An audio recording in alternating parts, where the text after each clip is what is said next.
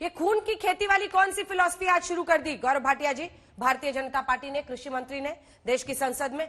क्योंकि अब विपक्ष क्या कह रहा है ये सवाल नहीं है, सवाल है 71 दिन के बाद भी आंदोलन का जारी रहना। खून की खेती कांग्रेस करती है, ये कहकर क्या साबित कर रहे हैं आप लोग? अंजना जी, मेरे पास फोन कनेक्शन से ऑडियो नहीं आ रहा है, लेकिन मैं सुन के जो उत्तर दे सकता हूं प्रयास करता हूं, अगर आप मुझे सुन पा रही हैं। जी बोलिए। सबसे पहले तो ये जो बात कही गई है बिल्कुल सच्चाई है इसमें कि जब किसानों का एक समूह है, कुछ किसान बातचीत कर रहे हैं, उनसे सरकार सकारात्मक रूप से बातचीत कर रही है, लेकिन कुछ शक्तियां ऐसी हैं, खासकर विपक्ष की कांग्रेस, जो चाहती है कि खून बहे, गोलियां चल जाएं, थोड़ी लाशें होंगी तो राजनीतिक गिद्ध 10 जनपद से उड़ते हुए आएंगे, फोटो खिंचवाएंगे और बताएंगे कि देखिए जनरल डायर ने गोलियां चलवा दी हैं। और जिस तरह से दिग्विजय सिंह आज कह रहे थे, गोधरा कांड की बात कर डाली। अरे ये तो वो दिग्विजय सिंह हैं, जब ये मुख्यमंत्री थे तो इन्होंने किसानों पे गोलियां चलवाई थी और उसके बाद 24 किसानों की जान चली गई थी।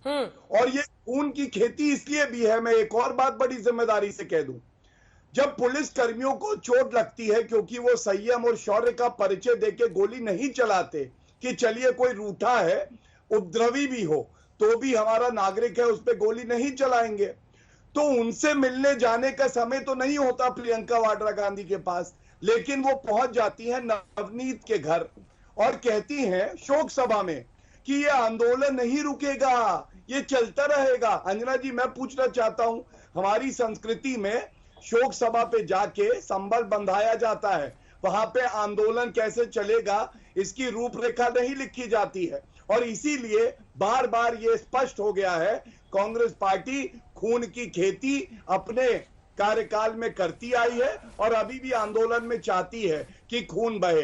दूसरी तरफ हमारी सरकार, मैं बात पूरी कर लूं अगर 15-20 सेकंड? धन्यवाद। देखिए, मैं सिर्फ इतना ही कहूंगा, एक और नैरेटिव जो बुना जा रहा है, ये पूछिएगा कांग्रेस की प्रवक्ता से, ये कहते हैं किसानों को उपद्रवी और खालिस्तानी बताते हैं, तो हम भी आपसे आज कहते हैं, आज तक के शो पे आप क्यों उपद्रवियों को किसान बताते हैं, क्यों खालिस्तानियों को किसान बताते हैं? क्या आपको इतनी समझ नहीं कि तिरंगे का जो अपमान करेगा वो किसान नहीं हो सकता है? इस देश की नींव है किसान, और किसान कभी उपद्रवी नहीं हो सकता, लेकिन जिसके साथ कांग्रेस पार्टी खड़ी है वो उपद्रवी भी है और वो खालिस्तानी भी। सुप्रिया जी, आप लोग उपद्रवियों के साथ खड़े हैं, आंदोलन किसानों का है और उस पर घमासान आप लोग छेड़ रहे हैं, खून की खेती वाले पर क्या जवाब होगा आपका?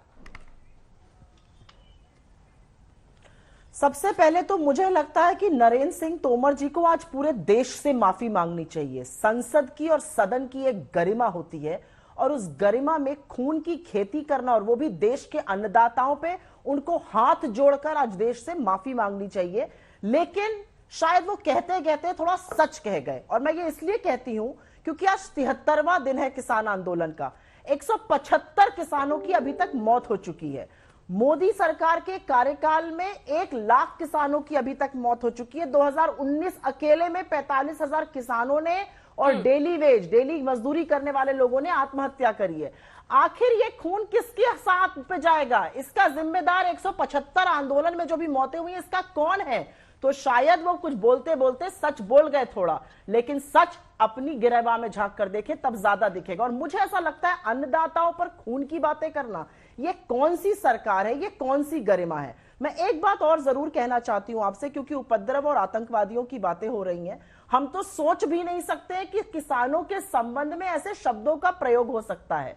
मैं एक बात पूरी जिम्मेदारी के साथ ये पूछती हूं, आज 10वां दिन हो गया है, 26 जनवरी हुए, 8वें दिन, 7 दिन नहीं, 8वें दिन लुकआउट नोटिस इशू हुआ था दीप सिद्धू के खिलाफ। 8वें दिन इतना टाइम क्यों लगा लुकआउट नोटिस इशू होने में? अगर उसने इतना उपद्रव किया, उसको कौन बचा रहा है? उसके ऊपर किसका संरक्षण है?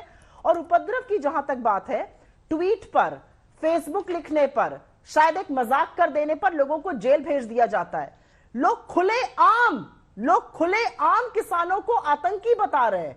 भाजपा के सपोर्टर्स हैं, भाजपा के नेता है। कपिल मिश्रा कौन है? देखिए उनके ट्वीट। कंगना रनौत कौन है इतनी बड़ी सपोर्टर है, वो खुलेआम आतंकी बता रही है और उनके खिलाफ कोई कार्रवाई नहीं हो रही है। तो कहीं मन में यह संशय जरूर आता है कि सरकार ना तो माफी मांग रही है 175 मौतों की, ठीक है, ना सुप्रिया जी जवाब लेते रुक हैं। जाइए ना वो ये दो संशय सवाल देखना है चाहती जिसके बाद गौरव भाटिया जी मैं फौरन पुष्पेंद्र जी के पास जाऊंगी। निर्दयी है, निष्ठुर है। ठीक है।